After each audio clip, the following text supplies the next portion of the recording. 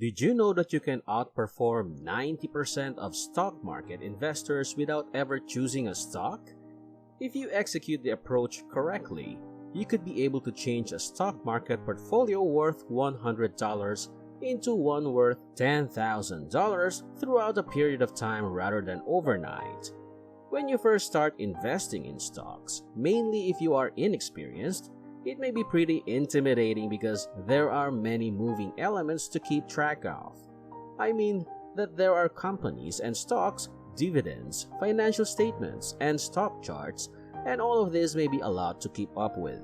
Then, to add insult to injury, you are going up against an expert on Wall Street who makes $1 million a year to just focus on the stock market and is thoroughly knowledgeable about all aspects of the stock market.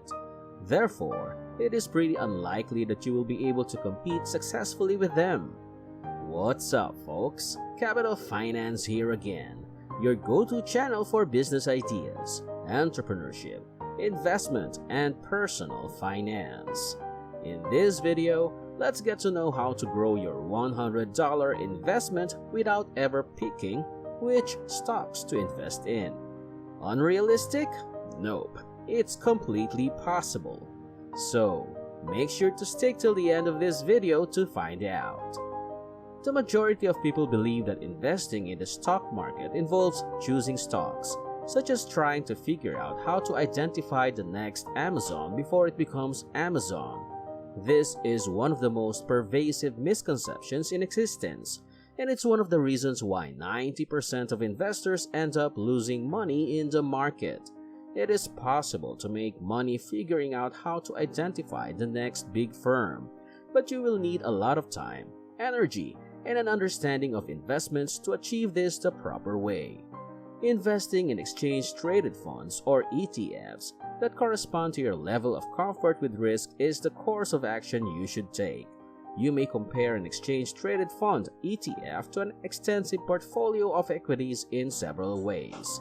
Instead of going out and simply purchasing McDonald's stock, you can buy a fund made of McDonald's stock and Disney stock, Facebook stock, and Amazon stock. New investors may find that purchasing exchange-traded funds or ETFs is an excellent way to get their feet wet in the stock market. Because a single fund maintains a diverse collection of investments, they are relatively inexpensive. They have a risk that is, in most cases, smaller than that of individual companies.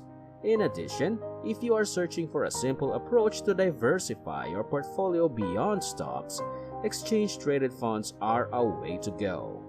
However, most importantly, they are not tricky financial instruments to understand.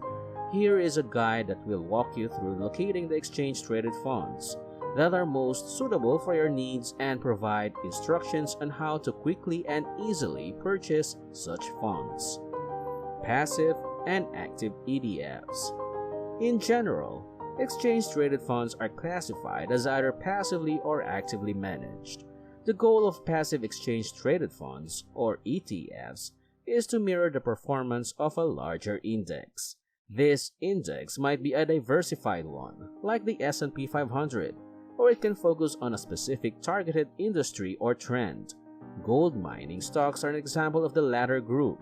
As of the 18th of February 2022, roughly 8 exchange-traded funds or ETFs concentrated on firms involved in gold mining. Actively managed exchange-traded funds typically do not aim to track the performance of a particular index of securities. Instead, the ETF's portfolio managers judge whether stocks should be included in the fund's holdings. Although there are advantages to using these funds rather than passive ETFs, the expense ratio for these products is often higher. Now, these are examples of actively managed ETFs. Stock ETFs. ETFs that invest in stocks or equities is a collection of stocks that all correspond to a specific market or sector. For instance, a stock exchange-traded fund or ETF may follow the performance of international or automotive stocks. The purpose of this endeavor is to offer diverse exposure to a particular industry, precisely one that consists of excellent achievers and new entrants with potential for expansion. Stock exchange traded funds, or ETFs, in contrast to stock mutual funds, do not include actual ownership of assets and have reduced management costs. Bond ETFs. Investors may rely on the consistent income that is provided by bond ETFs. Their method of revenue distribution is determined by how well the bonds they hold as a collateral perform. Bonds issued by the state and local governments and bonds issued by corporations and the government are collectively referred to as municipal bonds. In contrast to the underlying securities that they are based on, bond exchange traded funds do not have a maturity date. They often trade at a premium or a discount relative to the price of the underlying bond. Now that you've chosen which ETF to invest in, how do you manage this portfolio in the long run? Number 1. Compounding your returns. When you have a firm grasp of the principle of compounding, monthly payments take on a whole new level of significance. The effect of compound returns is comparable to that of a snowball rolling downhill. Initially, it is modest and goes slowly, but it grows in size and gathers speed as time passes. Time and the reinvestment of previous profits are the two most essential components of compound returns. The purchase of stocks results in paying dividends, which are then eligible for reinvestment. This process can serve as a source of autonomous development when carried out over time. Investing in a way that generates interest at a compound rate consists, at its most fundamental level, of allowing your curiosity to produce more interest, which in turn ends up creating even more interest down the road. Number 2. Let the ETFs do the hard work. It is essential to remember that exchange-traded funds are intended to be investments that require little to no ongoing upkeep. Inexperienced investors frequently fall into the undesirable habit of examining their portfolios excessively and responding emotionally and rashly to significant shifts in the market. Because of excessive trading, the typical fund investor actually generates returns that are much lower than those of the market over the long term. Therefore, after you have purchased shares of any excellent ETFs, the most significant advice is to let them alone and allow them to do what they are designed to do, which is to provide good investment gains over extended periods of time. If you want to invest in all that the US stock market has to offer, you might want to look at the ever-popular SPDR S&P 500 ETF with the ticker SPY or the Vanguard S&P 500 with the ticker VOO.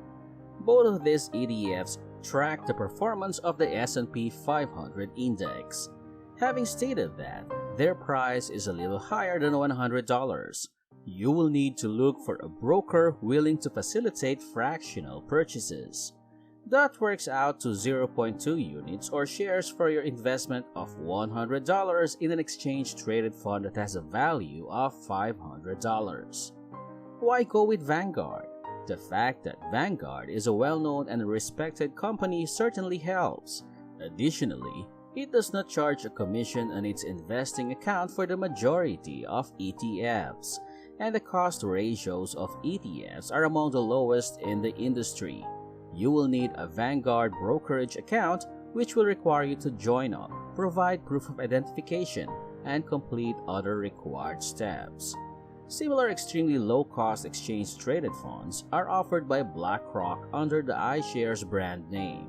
However, trading in such ETFs is done commission-free through Fidelity. It is up to you to decide. You may also buy some exchange-traded funds or ETFs without paying commissions if you use a commission-free trading app like Robinhood or Charles Schwab. Again, you will need to download the necessary app or create an account. As I said initially, growing your portfolio must be over time, not overnight. You need to be patient and let the ETF do the work for you. And soon, you'll reap the benefits of your investment. And that's it for this video. I hope you learned a lot. If you're new to capital finance, Make sure to like, subscribe, and hit the notification bell for more videos like this.